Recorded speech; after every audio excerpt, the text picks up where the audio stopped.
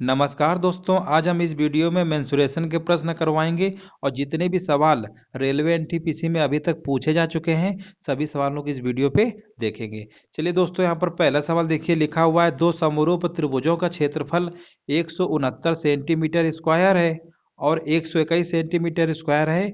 यदि बड़े त्रिभुज की सबसे बड़ी भुजा 26 है तब दूसरे त्रिभुज की सबसे बड़ी भुजा क्या होगी। अब देखिए दोस्तों, समरूप वाले केस में आपको पता होगा कि जैसे दो त्रिभुज होंगे, हम आपको समझाने के लिए बता दे रहे हैं। चलो मान लेते हैं कि ये त्रिभुज इस तरीके से हमने ऐसे बना दिया, ये मान लो बड़ा त्रिभुज है, इसी का एक मान लो छोटा सा बच्चा त्रिभुज बना देते हैं, ये वाला मान लो, ठीक है। अब हम कहे हैं क्वेश्चन में कि इसका एरिया मान लो दिया हुआ है 169 सेंटीमीटर स्क्वायर और इसका दिया हुआ है हमारा 121 मान लो सेंटीमीटर स्क्वायर, ठीक है ना। अब इसमें देखिए समरूप वाले में होता क्या है कि यहाँ पर देखिए जैसे इसका जो रेशियो होगा इस त्रिभुज के इसके साथ होगा। इस त्रिभुज की अगर बड़ी भुजा मान लेते ये वाली है तो दूसरे वाले त्रिभुज की बड़ी भुजा का रेशियो होता है, ठीक है ना। एरिया अगर मान लीजिए पहले बड़ा वाला ले रहे हैं तो इसको लेंगे, इसी तरीके से होता है। अगर बड़ा से स्टार्ट किए हैं तो इधर ये छोटा वाले का बड़ा वाला जो होगा वो लेंगे, इस तरीके से किया जाता है। चलो इसमें कोई दिक्कत नहीं, आप समझ गए होंगे। यहाँ पर देखिए दो समरूप त्रिभुजों का क्षेत्रफल दिया हुआ है 169 सेंटीमीटर। अब देखिए हमेशा याद रखिएगा, जो भी हमारा एरिया होता है वो हमेशा साइड का स्क्वायर होता है। अगर हम भुजा की बात करेंगे तो आप कहेंगे एरिया यानी वर्गमूल, यानी क्षेत्रफल के वर्गमूल के बराबर हमेशा भुजा होती है। चाहे वो वर्ग क्षेत्रफल ले लो, भुजा स्क्वायर। समबाहु त्रिभुज का क्षेत्रफल क्या होता है, √3/4 भुजा स्क्वायर। कहने का मतलब जो भी क्षेत्रफल होता है वो भुजा के स्क्वायर के बराबर होता है। लेकिन जब भुजा निकालेंगे तो क्षेत्रफल को वर्गमूल के अंदर लिख देते हैं, वहां से स्क्वायर हटेगा तो यहाँ वर्गमूल का साइन लगा लेते हैं। ये चीज अगर आपको पता है तो इसी कॉन्सेप्ट पे सवाल लगाते हैं। अब यहाँ पर देखिए दोस्तों, साइड मान लेते हैं कि पहले वाले बड़े त्रिभुज की भुजा दिया हुआ है तो मान लेते हैं S1 और S2, इस तरीके से मान ले रहे हैं, ठीक है। ये पहले वाले त्रिभुज की बड़ी भुजा हो गई, दूसरे वाले त्रिभुज की बड़ी भुजा हो गई। अब एरिया लिखना है तो रूट के अंदर ऐसे लिखोगे 169 सबसे बड़ा एरिया हो गया बड़े वाले त्रिभुज का। दूसरे वाले त्रिभुज का एरिया कितना है 121, ऐसे लिख लेंगे। हमेशा साइड जो होती है वो क्षेत्रफल के वर्गमूल के बराबर होता है। अब यहाँ पर बड़े वाले साइड की भुजा दिया था 26 तो लिख लेंगे 26। अब बट्टे कितना है S2, यानी दूसरी भुजा हमें पूछा गया था। 169 का वर्गमूल लेंगे तो 13 आएगा, 121 के लेंगे तो 11 आएगा। 13 से काट लोगे, 13 दूनी 26 और 2 गुणे 11 करोगे तो कहोगे सर जी जो दूसरे वाले त्रिभुज की बड़ी भुजा पूछ रहा था तो 22 सेंटीमीटर आ जाएगा। बस कितना आसान सवाल है। उम्मीद है समझ गए होंगे, कुछ नहीं करना था। अगर आपको ये रेशियो वाला कॉन्सेप्ट पता है तो कर लेंगे, ठीक है ना। कुछ नहीं है, बस समझ गए होंगे। आगे बढ़ते हैं दोस्तों, यहाँ पर देखते हैं दूसरा सवाल। लिखा हुआ है एक समबाहु त्रिभुज इस प्रकार से बनाया गया है कि त्रिभुज के दो शीर्ष एक वृत्त के व्यास पर लगते हैं। यदि वृत्त का क्षेत्रफल कह रहा है 64 पाई है तो त्रिभुज की भुजा कितनी होगी।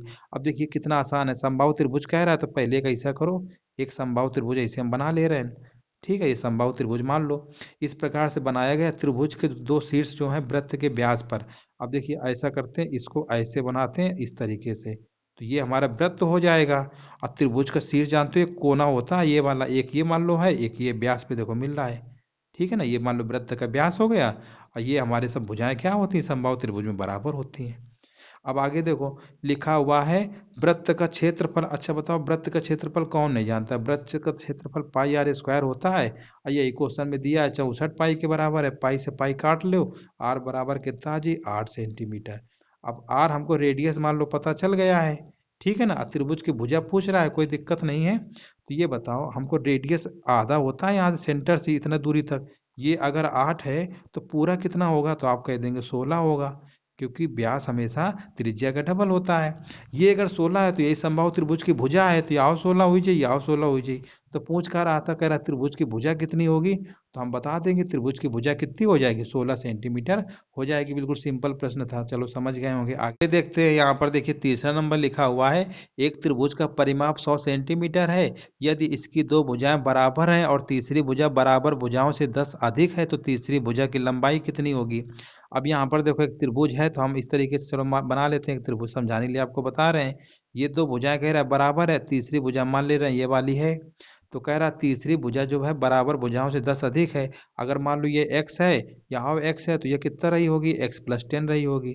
तो प्रश्न में क्या पूछ रहा था, कह रहा तीसरी भुजा की लंबाई बताओ, तो तीसरी भुजा हमारी कितनी होगी।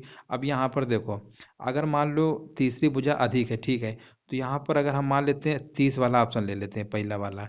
अगर ये 30 है तो ये भी 30 रही होगी। और 30 में 10 अधिक है तो कितना आएगा 40। त्रिभुज का परिमाप क्या होता है, सभी भुजाओं का योगफल तो होता है। जोड़ोगे 30 30 60 40 100, ये लोग पहले ऑप्शन में सेटिस्फाइड हुए गए, ऐसे लग गया। अब मान लो अगर नहीं लगा पा रहे वैसे तो ऐसे लगा लेना, कोई दिक्कत थोड़ा है। त्रिभुज का परिमाप होता है सभी भुजाओं का योगफल, एक्स एक्स जोड़ोगे 2 एक्स, एक ये 3 एक्स, यानी 3 एक्स कितना आएगा 3 एक्स, 3 एक्स हो जाएगा। अब प्लस 10, अब बराबर ये परिमाप कितना दिया हुआ था 100 के बराबर दिया हुआ है, तो 3 एक्स बराबर कहोगे 90 आ गया। तो एक्स बराबर कितना आ गया, एक्स बराबर 30 आ गया। अब ऐसे निकाल लो 30 ये तो 40 ये तो ऑप्शन से लगा सकते थे। चलो उम्मीद है समझ गए होंगे, आगे बढ़ते हैं। यहाँ पर देखिए लिखा हुआ है एक समकोण त्रिकोण का क्षेत्रफल दिया हुआ है 30 वर्ग मीटर है। यदि ऊंचाई जो है आधार से 7 मीटर अधिक है तो उसका आधार कितना होगा। अब देखिए दोस्तों, समकोण त्रिभुज का फार्मूला क्या होता है, 1/2 होता है, अब बेस इंटू हाइट होता है। और यही क्वेश्चन में बेस इंटू हाइट, अब बराबर एरिया हमारा दिया हुआ है 30 वर्ग मीटर, ऐसे कर लेंगे। अब यहाँ पर देखिए लिखा हुआ है ऊंचाई जो है आधार से 7 मीटर क्या है अधिक है। ऊंचाई जो है ये इससे अधिक है, इसका मतलब 1/2। और यहाँ ऊंचाई जो है आधार से अधिक है, यानी आधार अगर x है तो ऊंचाई कितना रहा होगा x+7, ठीक है ना, x+7 बराबर यही दिया हुआ है। अब ऐसे सॉल्व करोगे तो काफ़ी मतलब द्विघात समीकरण बन जाएगा। तो ऐसा करो 30 एरिया हमको लाना है तो ऑप्शन से चेक कर लो, ऑप्शन से चेक करने बड़ा आसान है। चलो यहाँ पर पूछा क्या गया है, आधार पूछा गया है। तो आधार देखो अगर 5 यहाँ रखियो, एरिया हमको 30 सेटिस्फाइड कर लेंगे तो हमारा लग जाएगा तुरंत है। चलो पहला ऑप्शन लेते हैं 5, 5 यहाँ रखोगे तो 5 ही 7 इसमें जुड़ जाएगा, यानी 5 × 12, 5 × 12 आएगा। और 2 से भाग भी तो देना है, तो 2×6 = 12, ये तो आगा 30, ले पहले ऑप्शन में सेटिस्फाइड होगा, बस होगा यही वाला ऑप्शन सही है। अब ऐसे लगाते तो ये देखो x² + 7 द्विघात समीकरण बनता, टाइम लगता, ऐसे ऑप्शन से रख ले बस सीधे लग गया, एरिया देखो 30 आ गया।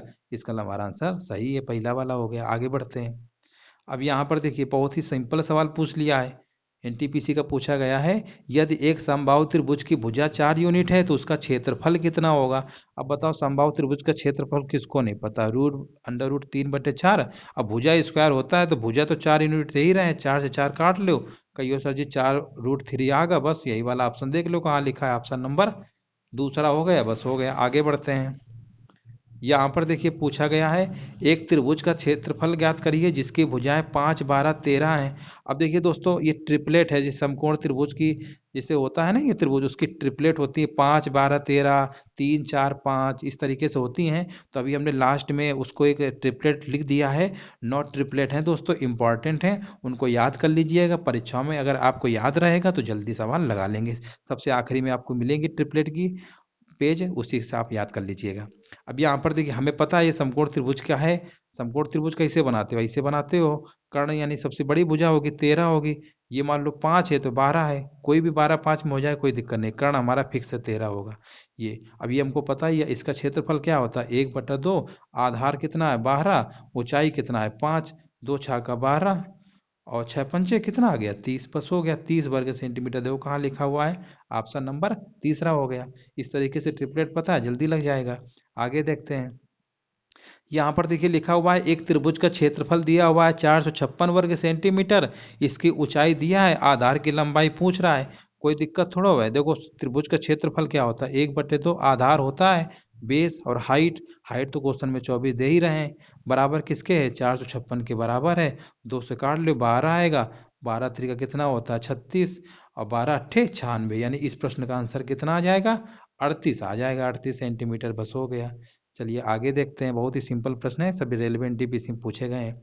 यहाँ पर देखिए लिखा हुआ है दो समरूप त्रिभुजों के क्षेत्रफल क्रमशः इतने इतने हैं। अब देखो यहाँ पर माध्यिका पूछ लिया है। देखो दोस्तों त्रिभुज की चाहे माध्यिका हो चाहे भुजाएं हो, ठीक है ना, क्षेत्रफल हमेशा रूट के अंदर रहता है, ये पता है। तो पहले त्रिभुज की माध्यिका अगर हम मान ले रहे हैं M1 है, दूसरे की मान ले रहे हैं M2 है, मीडियन होता है ना माध्यिका। अब यहाँ पर क्षेत्रफल को रूट के अंदर बेड़ देना, तो पहला वाला क्षेत्रफल कितना है 121 है, ठीक है, दूसरा वाला 64। हमेशा याद रखिएगा चाहे माध्यिका हो चाहे भुजाएं हो, क्षेत्रफल हमेशा वर्गमूल के अंदर रहता है, ये भी हम आपको बताए थे। पहले त्रिभुज की माध्यिका दिया है M1 यानी 12.1 दिया हुआ है, दूसरे वाले की पूछ रहा है यानी M2 पूछ रहा है, कोई दिक्कत थोड़ा है। आपका √21 का वर्गमूल 11 होता है, इसका 8 होता है, ठीक है ना, इतना तो कर ही लोगे। अब M2 निकालना है, इसका भाग देख लो, 11 × 11 अब 0.1 8 गुणा करोगे तो कहोगे m2 बराबर कितना आ गया, कितना सिंपल है, 8.8 मीटर आ गया बस।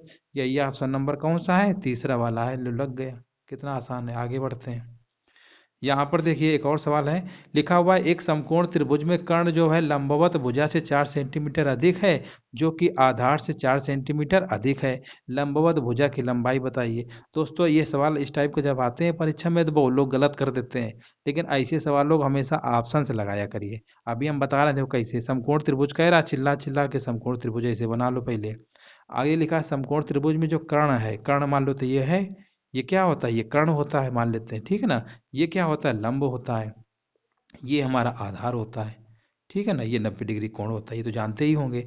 कह रहा समकोण त्रिभुज में जो कर्ण है लंबवत भुजा से, और लंबवत भुजा 4 सेंटीमीटर अधिक है, यानी इससे क्या है 4 सेंटीमीटर अधिक है। आगे लिखा है जो की का मतलब होता है दूसरे वाले इसके लिए होता है, जैसे समकोण त्रिभुज में कर्ण भी बोल रहा था, लंबवत भी बोल रहा था। जब जो शब्द लगा होता है तो लंबवत भुजा यानी इसके लिए वो कह रहा है। तो कह रहा है जो कि आधार से 4 सेंटीमीटर अधिक है।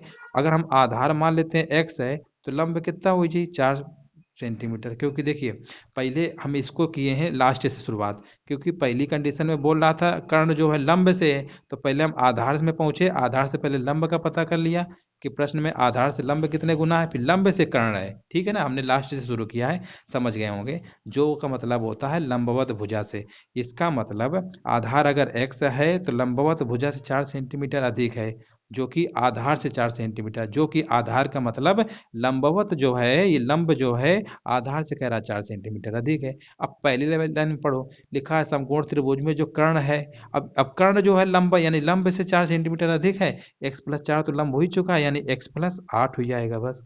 अब यहाँ पर देखो बहुत लोग गलती क्या करते हैं, वो ऑप्शन रख के चेक करके देखते हैं। पहला ऑप्शन रखेंगे 12 तो सोचते हैं 12 ये हो गया, 12 4 16 ये हो गया, 12 8 20, तो उन्हें पता है कि 12 और 16 20 की ट्रिपलेट बनती है, इसको टिक कर देते हैं। ये गलती मत करिएगा, क्योंकि देखिए प्रश्न में दोस्तों लंबवत भुजा पूछा, अगर आधार पूछा होता तो हमारा सही था, लेकिन लंबवत भुजा में x प्लस 4 है, इसका मतलब अगर 12 लोगे तो इसके अकॉर्डिंग x हमारा 8 रहा होगा, ये 4 रहा होगा, तभी तो कहेंगे 12। तो ये देखिए 8 4 12 हो गया, 8 हो गया, ये 16 ट्रिपलेट बनेगा ही नहीं। तो ऐसी गलती मत करिएगा, लंब पूछ रहा है, अगर यहीं पर आधार पूछ लिया होता तो हमारा आंसर 12 हो जाता। चलो यहाँ पर दूसरा ऑप्शन देखते हैं। दूसरा ऑप्शन अगर लेते हैं 16, 16 वाला अगर हम केस लेंगे तो 16 के हिसाब से देखिए x हमारा कितना रहेगा, 12 रहा होगा। क्योंकि देखिए यहाँ पर अगर हमने इसको मान लिया है कि लंब अगर 16 है तो x यानी 12 रहा होगा। अब 12 प्लस 4 जोड़ोगे तभी तो कितना आया होगा, 16। देखो इसके अकॉर्डिंग अगर हमने लंब को 16 माना है, यहाँ x प्लस 4 है ना, इसका मतलब x की वैल्यू 12 रही होगी, उसमें 4 ऐड भी तो करना है तभी 16 आएगा, ठीक है ना। तो यहाँ पर देखिए अब x हमारा अगर 12 है तो ये भी 12 हो जाएगा आधार, यानी आधार कितना हो गया 12। अब 12 8 कितना होता है 20। अब देखो ये इस तरीके से लगेगा, यानी 20 हो गया, ये 12 हो गया, ये 16, लेकिन 16 में इसमें दो चीजें इंक्लूड थी, 12 भी ऐड था और फिर 4 ऐड करना था। तो ऐसे सवालों को बहुत लोग गलती कर देते हैं। अगर आधार पूछता तो ठीक है x, लेकिन लंब में x में ये भी तो देखो कि 4 ऐड हो रहा है। चलिए उम्मीद है समझ गए होंगे, इस प्रश्न का ऑप्शन कौन सही होगा, दूसरा वाला सही होगा, बी नंबर। आगे बढ़ते हैं। यहाँ पर देखिए पूछा गया है 11 सेंटीमीटर, 7 सेंटीमीटर और 14 सेंटीमीटर की भुजाओं वाले एक त्रिभुज का क्षेत्रफल कितना होगा। अब देखिए दोस्तों जब भी इस टाइप का सवाल हो, ये तो हमारा विषमबाहु त्रिभुज है, तो इसमें जो फार्मूला हम लोग पढ़ते नहीं है, Heron's formula S S minus B, उसी से लगाना पड़ेगा। तो सबसे पहले देखिए इनकी भुजाओं में कोई तो पाइथागोरस ट्रिपलेट भी नहीं बना रहा था, तो सबसे पहले एस कैसे निकालते हैं, एस बराबर होता है ए प्लस बी प्लस सी होता है इस तरीके से बाई 2। तो इनको सबको जोड़ लीजिए, 11 7 18, और 18 और 14 कितना होता है 32, 32 में 2 का भाग देंगे तो आपका कितना आ जाएगा, ये इसका एरिया का फार्मूला हमारा क्या होता है, रूट के अंदर ऐसे होता है एस एस माइनस है, इसको ऐसे ही लगाना पड़ेगा, क्योंकि यहाँ पर थोड़ा सा भुजाओं में अलग अलग दिया हुआ है। अगर समकोण त्रिभुज दिया हुआ तो जल्दी लग जाता। अब यहाँ पर देखिए एस 16 रखेंगे, और 16 में से ए हमारा कितना है 11, 16 में 11 घटाएंगे तो 5 आएगा, इंटू 16 में से 7 घटाएंगे तो कितना आएगा 9 आएगा, ठीक है ना। 16 में 7 घटाएंगे 9 आएगा, इसके बाद इसको घटाएंगे 16 में से 14 यानी 2 आएगा। दोस्तों बस इसी को सॉल्व कर लेंगे, यहाँ पर देखिए 16 है, 16 तो है ही, ठीक है ना। यहाँ पर कितना आएगा, इसको सॉल्व कर लेंगे, 4 त्रिका 12, 3 इससे अलग हो जाएगा, और इसको पूरा दोस्तों सॉल्व कर लीजिएगा, इसका आपका आंसर आ जाएगा 12 रूट 10। कितना आ जाएगा 12 रूट 10। बस इसको सिंप्लीफाई करना है आपको, और कुछ नहीं था, कैलकुलेशन था। इस प्रश्न का आंसर कौन सही होगा? ऑप्शन नंबर तीसरा सही हो जाएगा। चलिए आगे देखते हैं। यहाँ पर देखिए पूछा गया है एक समकोण त्रिभुज में कर्ण। अभी देखो इस टाइप का एक प्रश्न करवाया था, अब देखो यहाँ पर है, कह रहा है एक समकोण त्रिभुज में कर्ण जो है 2 सेंटीमीटर अधिक है लंब से और लंब आधार से। उसमें जो बोला रहा था शब्द, इसलिए कंफ्यूज हो रहे थे। अब इसमें तो सिंपल बोल दिया है, कोई दिक्कत ही नहीं होगी, आराम से कर लोगे। अब यहाँ पर देखिए समकोण त्रिभुज है, वो ये वाला सवाल आसान है, वो वाला थोड़ा हल्का घुमा रहा था।